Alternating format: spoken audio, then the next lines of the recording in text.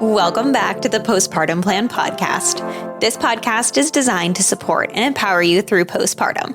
Whether you're expecting, in the early postpartum days, or beyond, this space is for you. I'm your host, Madison Fugere, a dedicated postpartum doula and pediatric sleep consultant, striving to help parents feel confident and supported in their parenting journey. Each week, I'm sharing practical tips and expert advice to help you navigate all the postpartum things with confidence. Well, as much confidence as you can. Let's embark on this journey together, making your parenthood as serene and supportive as possible.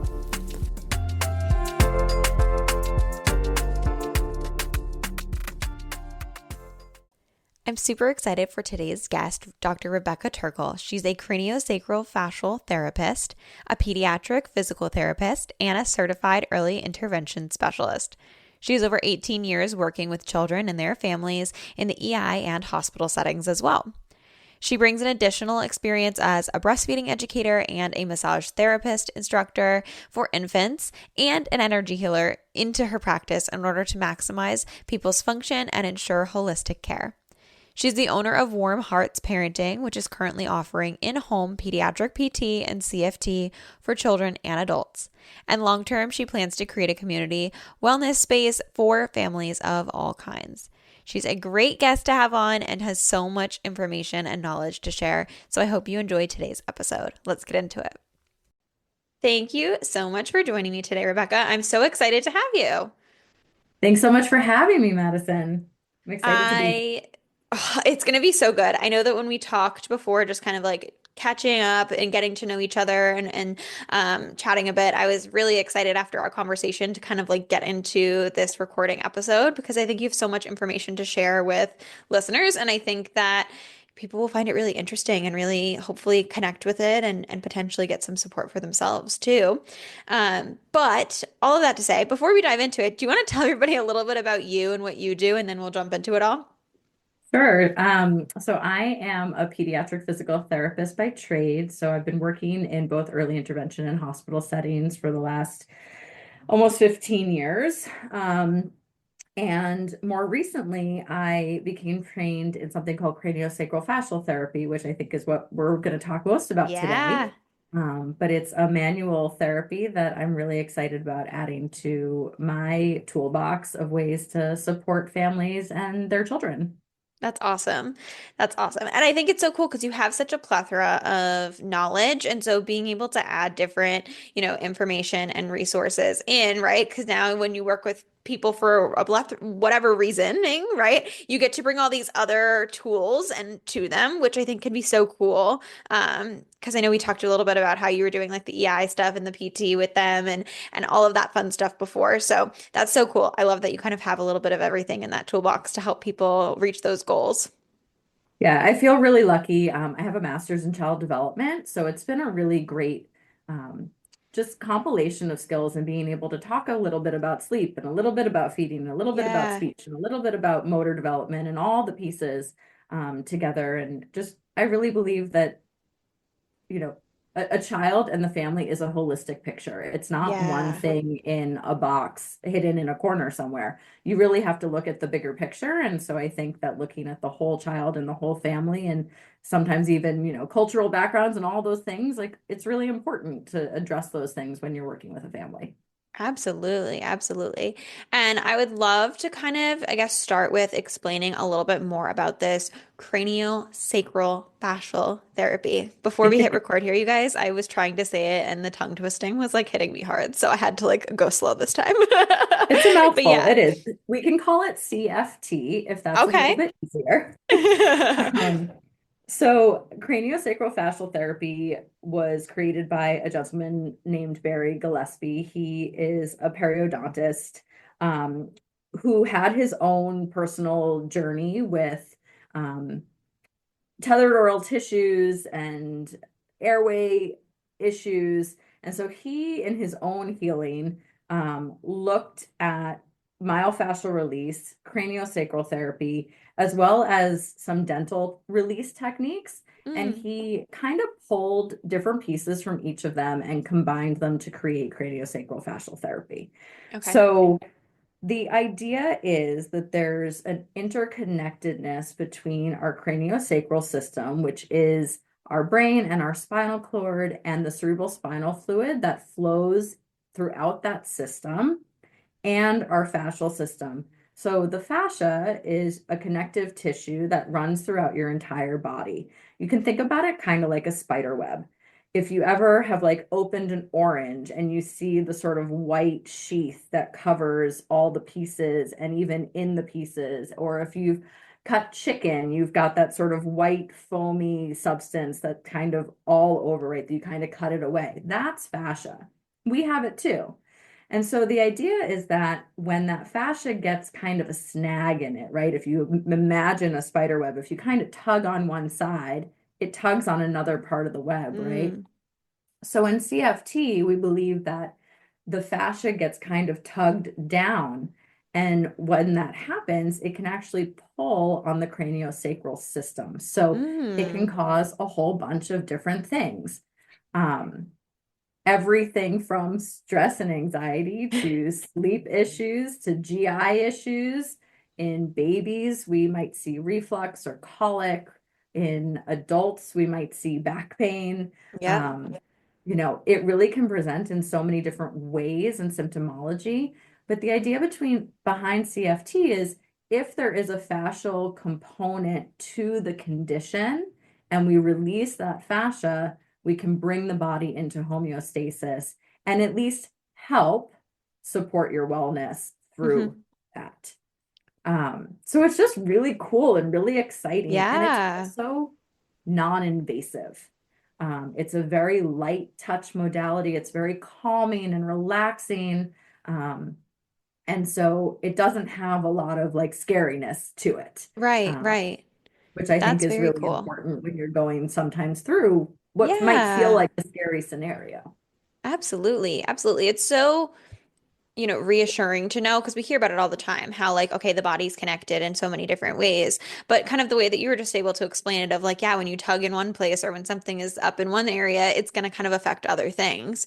And I think that we know that, but it's hard to remember that when you're in that moment of like overwhelm, right? If something's going on with your kiddo or with yourself and you're like, oh my gosh, I need to fix like this issue, you kind of forget that, like, okay, well, maybe there's like something else going on that's causing it, or maybe this is a reaction from something else, right?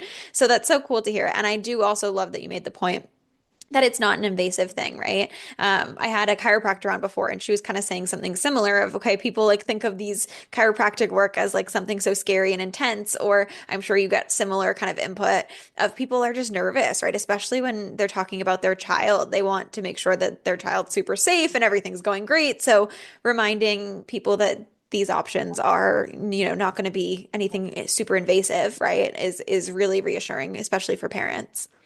Yeah, I mean, the adults that I've worked with, really express feeling so much relaxation and calmness at the end of a session. Yeah. And the babies that I work with mostly tend to fall asleep by the end of the session and just take a really long, deep nap. Oh. I just saw a kiddo this morning who's 4 months old, and the mom called me a couple hours later and was like, he just took the best nap of his life. I was like, Oh you're my great. Like, I gosh. love it. Oh, That's what we want. that's amazing. Now, when you have people reaching out to you, like you've mentioned, you kind of work with all different ages when you're doing CFT. And when you're working with different people, I know we kind of originally and kind of thought we would talk about like the pre and postpartum aspect of you working with families, but I'd love to also kind of like touch upon, the babies too. If you wanted to share, what's kind of the common things that you see when people are coming in that their struggles are, and how are you helping them like work through these struggles? Sure. Well, so there's again lots of different reasons. Um, One of the main things that I see right now for CFT are babies who are potentially having tethered oral tissues, so a tongue Yep. tie, a lip tie, a buccal tie, which is a cheek tie, um, or torticollis, which is a tightening on one side of the neck. Um, so some kind of tightness throughout the system that's causing feeding issues or reflux, sometimes sleep issues with like open mouth posture. So I get a lot of referrals for those kiddos to address the fascial body tension side of things. And again, it may not take away the actual tongue tie or Right. lip tie. That child may still potentially need a release, but the idea is to help release as much body tension as possible to make that release more successful. So I do Absolutely. get a lot of referrals for those types of Okay. kiddos. My adult clients are actually mixed. I've actually seen some adults who have had tethered oral tissues Oh, are okay. going for releases. A lot of adults just with chronic pain issues, where sort of traditional medicine just hasn't really found the cause, and Yeah. they're looking for, additional ways to help support their daily function. Yeah. Um, when I think about the pre and postpartum piece, I think a little bit about infertility. Mm, Again, just supporting somebody's infertility journey and helping to relieve some stress and anxiety that may be being held in the system, yeah. addressing any tightness that's occurring in the abdomen and maybe impacting the uterus or the pelvic floor from a fascial Okay. standpoint. Those are things that, are in the back of my mind and that I would be, looking for and working on. Um, and then, even just pre and postpartum, just wanting your body to be kind of in its best alignment to Right. prepare for birth, to be open and ready for that experience. And then postpartum with healing, it can be helpful around C-section scars, working on, if you think about a scar, it binds down in the abdomen. So working on some of that fascial release after you've healed. But even a vaginal birth, the body just goes through a lot of transitions. Oh, And yeah. so it can help you to come back into sort of that stillness point and that homeostasis. That's awesome. I love that. Yeah, I mean, I think it really is one of those practices that kind of can help a little bit of everything, right? Whatever struggle you're feeling, likely, it's something that you can help move along in one way or another, right? Hey guys, it's Madison. Yeah, I'm here interrupting myself, but I wanted to take a minute to talk about something that can feel so overwhelming as a parent: sleep. So, if you are in the thick of the sleepless nights, struggling to figure out how to get your baby and yourself to get more rest, then I want you to know that you're not alone. Here's the thing: if what you're doing is working for you, great, keep doing it. But if it's not, there are resources to help, and I'm happy to be one of them. As a certified pediatric sleep consultant, I work with families to create personalized sleep plans that actually make sense for your current and unique situation. No cookie cutter advice, just practical strategies that match your parenting style and your child's personality. Because let's be real, sleep is not a luxury, it is a necessity. So, if you're ready to make a change, I'd love to help. You can book a free sleep connection call on my website, www.serenemomentsdoula.com, or reach out to me on Instagram at serenemoments.doula. I think as much as we would like to say that nobody experiences this, I think pretty much all of us have tension somewhere. Right, Right? We sit right. in cars, we sit at computers, we're on our phones, like our whole life at this point, just from our day-to-day practices, we tend to be tight in some way. Yeah, You add in years of sports or different activities that you used to do that caused, tightness over time. right. Um, and there's a real belief that our fascial system is the part of us that holds on to any kind of sort of emotional or physical traumas. And Mm-hmm. those can be little traumas, or those can certainly be larger traumas as well, right? So cumulative stress over time is a trauma. So being a new parent can be stressful. So this is Yeah. be a way to help decrease that stress and Mm-hmm. keep you in a nice, even state as much as is possible as a As new parent. possible. Right, right. I Absolutely. know as I have two kiddos, I have a almost 5-year-old and an almost 2-year-old. So I've been there and it's a journey, you know. Yeah, yeah, absolutely. Now, will you kind of try to explain? I know it's hard with podcasting, right? Because people can't actually see us. But will you explain a little bit about kind of like what these processes look like when you are working with, either a child, or I know it's hard also because you're saying, it depends on what people are coming in for. But what does the CFT kind of process look like when you are with clients? Sure. So we'll start with adults because I think it's just a little bit more straightforward. Yeah. So my practice is a mobile practice. So I go to clients' homes, and if it's an adult, I bring a massage table with me. We can set up just on your bed or your couch if that's more comfortable for you, but I do bring a table with me. And people lie on their backs if they're comfortable. If they're not comfortable on their backs, I can do it sitting up. I can also do it on your side. But we start with me actually just placing my hands over the top of the client's head. And what I'm doing is feeling for this very gentle expansion and contraction that we feel, which is basically the rhythm of the cerebral spinal fluid as it moves throughout the system. It's a very subtle movement. You wouldn't feel it just by putting your hands on the top of your head if you don't know what to feel for. Yeah. Um, and we look at the timing of that cycle. And so that helps me kind of know where we are in wellness. So if that cycle is off, or if it's jittery, or if one size feels like it's expanding more than the other, it just gives me information about kind of where we're starting. Yep. Then I'm going to go to the back of the client's head and I'm going to do a check-in at the cranium, at the suboccipital joint.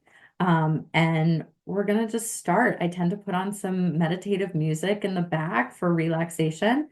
And it's a very intuitive practice. So I'm going to start there.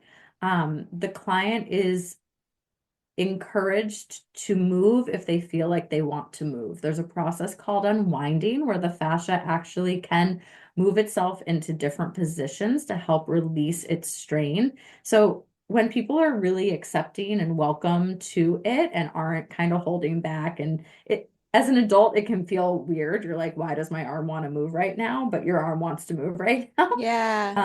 So if you allow it to happen, it's this really beautiful, almost like dance that people's bodies will do and start to unwind. And so I feel for that. And then once it's done in that area, then I'm going to move to the next part. So there's just different holds that we do on different parts of the body. Okay. So some on the head, some on the face. It all, again, it depends why they're there. If I'm seeing you because you've had some kind of dental or oral motor, issue, I might go Yep. in your mouth. I'll wear gloves, of course. Um, then we'll go down to the rib cage. We go to the sacrum and check in there, the interplay between the cranium and the sacrum. And then we'll go down to the legs. So again, like you might be coming to me for a shoulder issue, but I might be down at your foot. Right. Right. So it doesn't always follow a pattern. Yeah. Um, but it's a very light touch. There's not a lot of pressure. And it's this real dance. It's just really beautiful. With babies and children, I honestly find it sometimes easier. They're a little bit more like, cool, yeah, I'm moving, that's fine.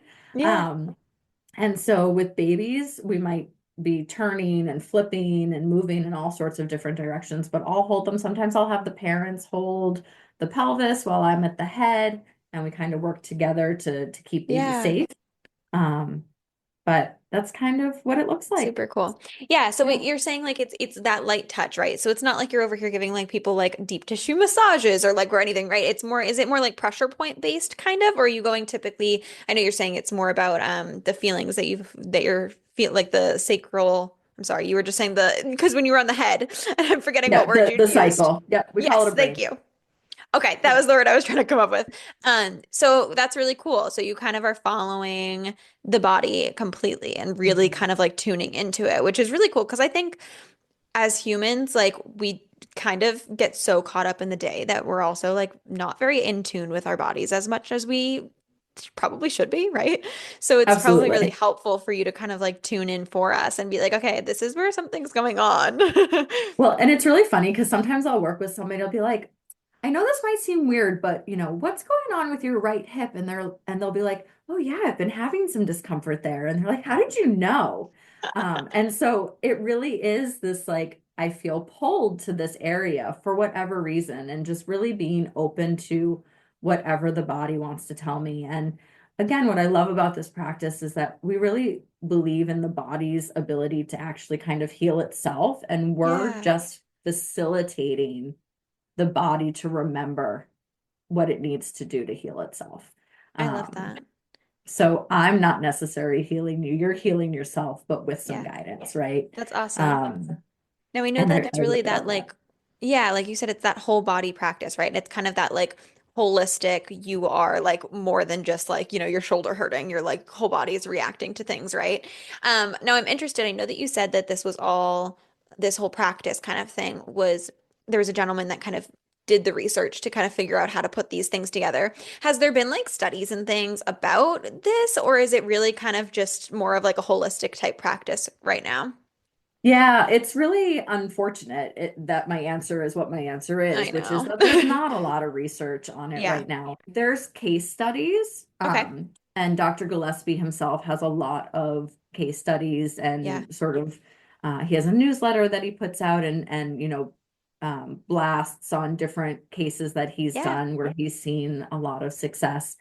I think even the people that trained me, they're just wonderful people, and they were trained directly by Dr. Gillespie, but um, they're clinical people. They want to help people. They want to be out there Yeah. working with clients. They're not super interested in doing a ton of research because Right, right. they just want to be helping people, right? Yeah. So I think it is going to take somebody who gets trained, who's super passionate about research, Yeah, to start doing more in-depth actual studies and getting it out there. absolutely. Because but I feel like on some level, right, it's the same thing we hear about chiropractic and acupuncture Right. and some of these more wellness based. We have, even thousands of years sometimes of Yeah. data, Uh-huh. but we have a blind study about it, right? Right, Uh, right.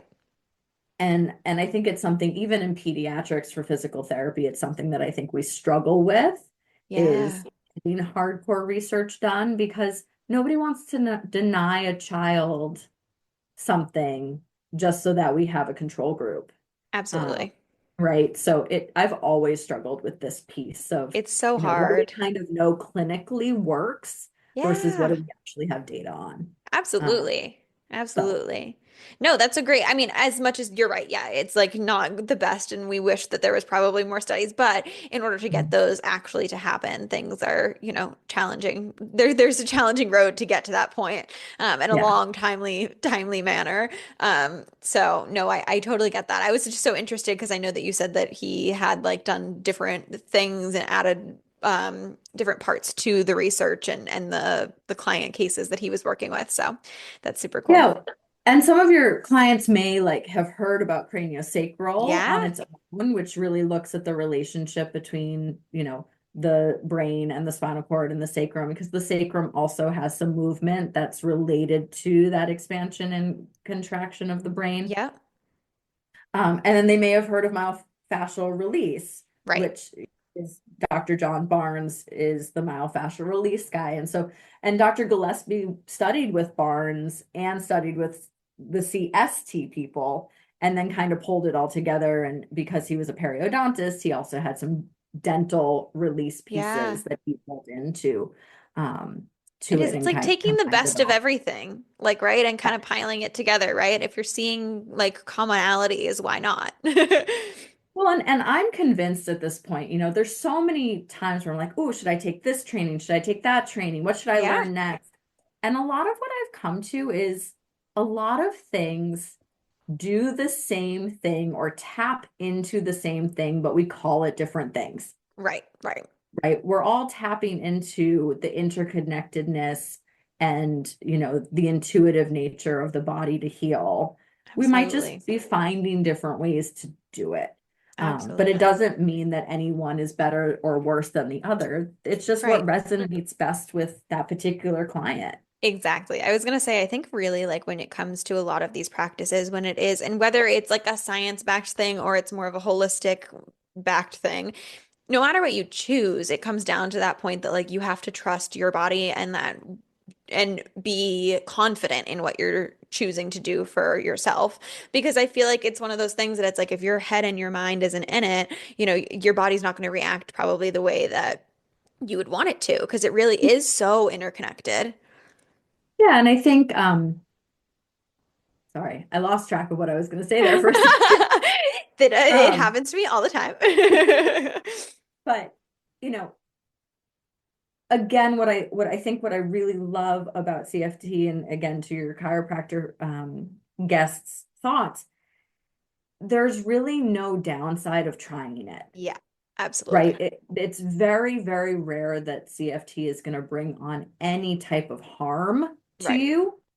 If it's not going to help, it's not going to help because the fascial strain is not what's contributing to what's going on, right, right? So, like, if something actually does need a medication, if there's some kind of process going on in your body that actually needs to be treated by medicine, CFTs is not going to heal that, right. right? But if there's a fascial component to what's going on with your body, then it's only going to help. I love that. That's so cool. Now, is there any component of this that people can kind of like do at home at all? Because I know a lot of it, like you said, is stuff that you've kind of been trained in, and so you can notice things that we likely are not noticing ourselves, right? But is there any like types of exercises or release mechanisms and things that people can kind of do at home for themselves that you might tell like your clients about that they can kind of, if they're listening and maybe they're not local or something, they can try to do? Yeah, it's a little tricky as an adult to do CFT on yourself. Yeah. However, there are some more like massage techniques that can mimic a little bit about Okay. what CFT does. So, um, for instance, just like things like rolling the ears, actually can be really relaxing. There's some facial massage techniques that we can do that can help relax and that I find really nice to Yeah. do for clients and can be something like even if you have 5 minutes and you're at a red light and you feel like you need to like bring that anxiety Yeah. down because you're stuck in traffic on your way home, there are Oh. some techniques that we can do just to like recenter the nervous system. Um, I think more so for parents with littles, there Yes. are some holds and things that I can teach that they can try or some gentle stretches that they can Awesome. do. As part of our treatment plan. That's great. That's great. Now, I know you said you do home visits. If people are not local, do you know of other people that I'm sure they can reach out and maybe you can get them connected with somebody, but do you also do anything like virtually? Like I know you were just saying how you will give like parents sometimes things to do with their kiddos. If it's a baby that's looking for some interest, have you done virtual or is it really something that has to be kind of done in person? It really is something that has to be done in person overall. I'm happy to do consults for people, Okay. free of charge, an initial Yeah. consult to talk about what they need if they're far away. And there is a database of CFT practitioners, Oh, kind of all over the lovely. country who do the work. So if I know where you're located, I can help get you in contact with somebody who's doing the work. Perfect. I am also just as a physical therapist, I'm licensed in Massachusetts, so I am limited Yeah. to Massachusetts from that Right, standpoint right. as well.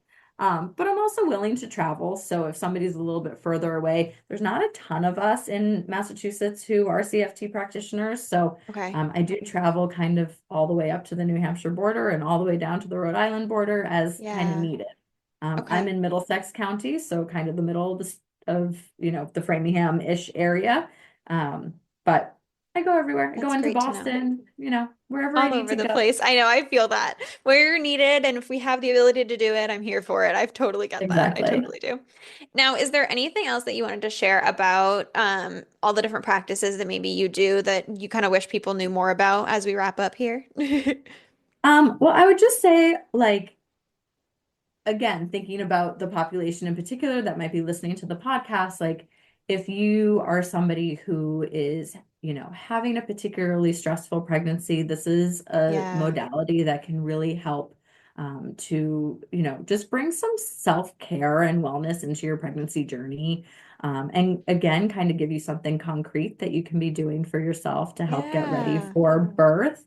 Um, you know, especially if you, for whatever reason, know that your birth story is going to involve a C-section.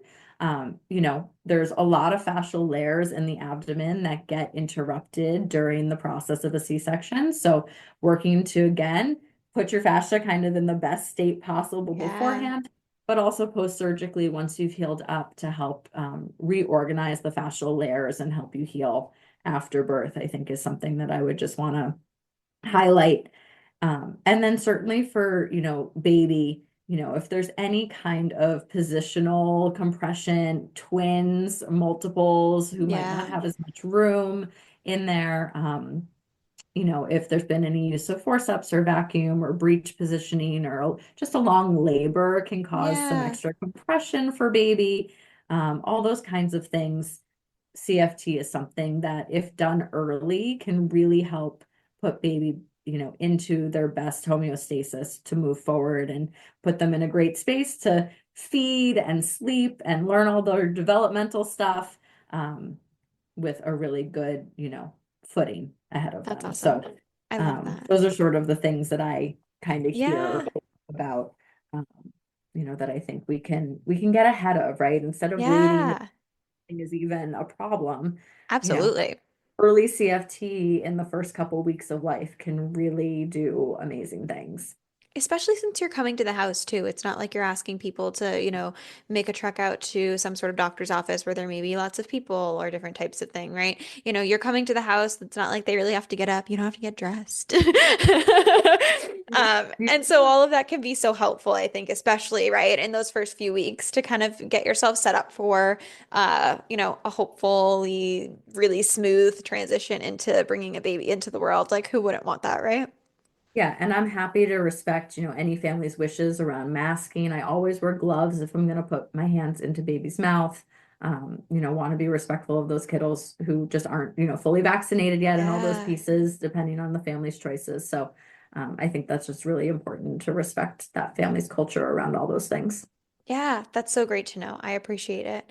Well, I wanted to say thank you so much for joining me. I think this is a topic that, like you said, there's not many people in the area that do. So I'm really glad that you joined me and kind of could share some of this information with people. For those of y'all who are listening, I will make sure that Rebecca's information is in the show notes below. If you're local, reach out. Maybe you can work together. And if you're not local and you're looking for support, still reach out and maybe she can connect you with somebody. But yes, Absolutely. thank you for joining me. Thank you so much for having me. Thank you so much for tuning into the Postpartum Plan podcast. I hope that today's episode brought you support, relatability, and valuable insight. Remember, you're not alone on this journey. If you enjoyed the show, please subscribe and leave a review and share with any of your prenatal and postpartum friends and family. Your feedback helps us reach more parents seeking support.